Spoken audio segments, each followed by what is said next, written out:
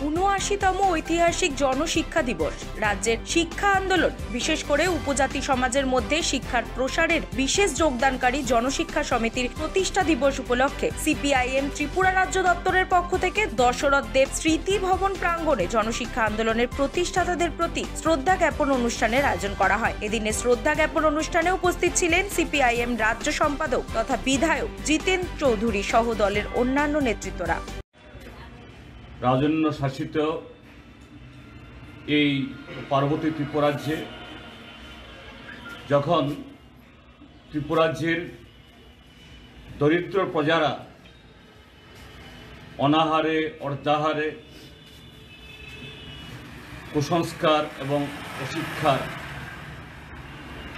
গভীর অন্ধকারে নিমজ্জিত ছিলেন, ত্রিপুরাজ্যের সামন্ত শাসক তথা মাণিক্য রাজবংশ এই রাজ্যের প্রজাদের সব দিক থেকে বঞ্চিত করে, তাদেরকে শোষণ করে উজ্জয়ন্ত প্রাসাদ, নীলমহল এই সমস্ত ইমারতে তারা জীবনের উল্লাস ভোগ করছিলেন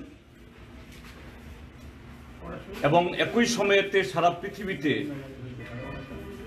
তখন একটা নবজাগরণের, মুক্তির, সাম্রাজ্যবাদ থেকে বেরিয়ে আসার একটা লড়াই চলছিল।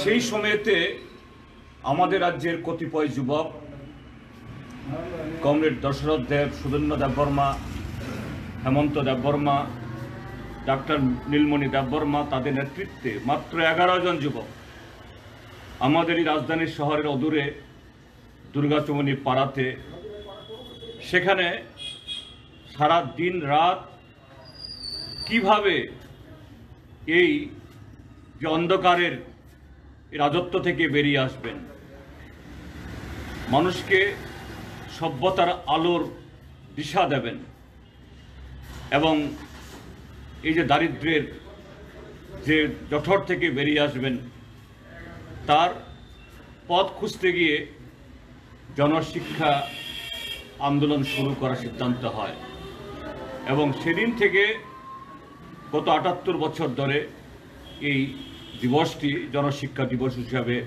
পালিত হচ্ছে। এই জনশিক্ষা দিবস বা জনশিক্ষা আন্দোলন এটা কোনো সম্প্রদায়ের বিরুদ্ধে, ধর্মের বিরুদ্ধে,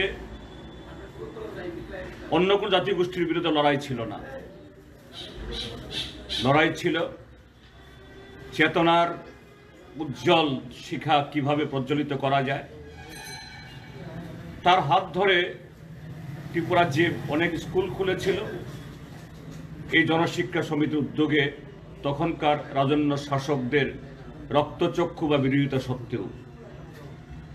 সেই চেতনা থেকে, জনশিক্ষা আন্দোলন চেতনা থেকে ত্রিপুরাজ্যে গণমুক্তি পরিষদ তৈরি হয় 1948 বেজিতে এবং তার হাত ধরে এই ত্রিপুরাজ্যে বামপন্থী তথা কমিউনিস্ট পার্টির আন্দোলন, জনগণের আন্দোলন, মানুষের আন্দোলন গত 7.5 দশকেরও বেশি সময় ধরে এই ত্রিপুরাজ্যের গণতন্ত্রের যে ভিতকে শক্তিশালী করার জন্য এই জনশিক্ষা আন্দোলন তার সূচনা করে।